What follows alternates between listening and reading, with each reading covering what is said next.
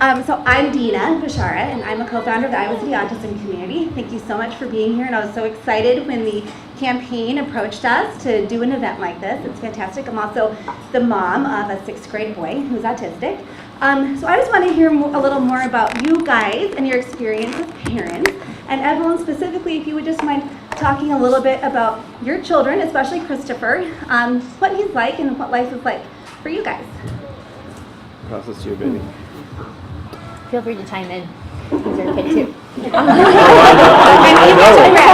actually resembles me quite greatly. He's a little bit of a mini-me. I don't know if you've seen the pictures. So what can we say about Christopher? You know, he's such a joy.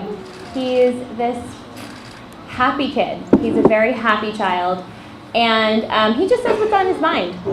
You know, and one of the reasons why we didn't get the diagnosis until quite later, when he was 4 years old, is because he was always this very chatty kid. He would talk and talk and talk, so he's verbal. But he kind of just talks at you.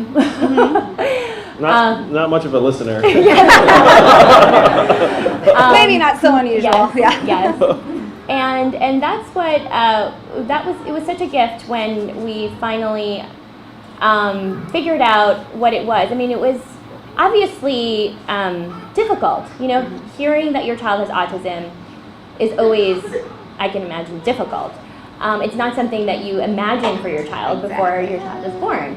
And but the more difficult thing is, you know, figuring out what the road ahead looks like, because it was a blessing for us to know, because, you know, parents just want information. We love our children no matter what, and we know how special our children are and how much they have to offer our family. You know, Christopher has brought so much to our family. He made us parents, and so we're so grateful to him for that. But, you know, he can have a very bright future if we can figure out what it is to help make him successful in whatever that looks like for him. So, you know, that's what we want to provide families across this country, is just options so that their children can live their best life. And I don't know what you want to add to it. I have so much to add. One of the things I'd say is, as a dad, I remember Christopher running outside. He was, I think, either 3 or 4, and Christopher is very uncoordinated, and when he would run, you literally would just sort of wait for him to lose his balance and fall, and then after he fell, he'd be very upset.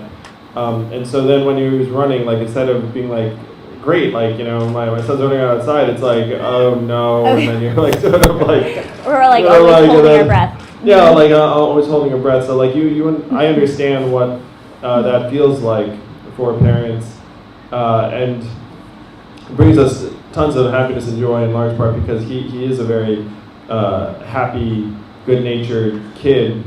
The question is, how do we make it so that there is a runway for years to come, not just for him, but for families around the country? Because the reality is autistic children often become autistic adults.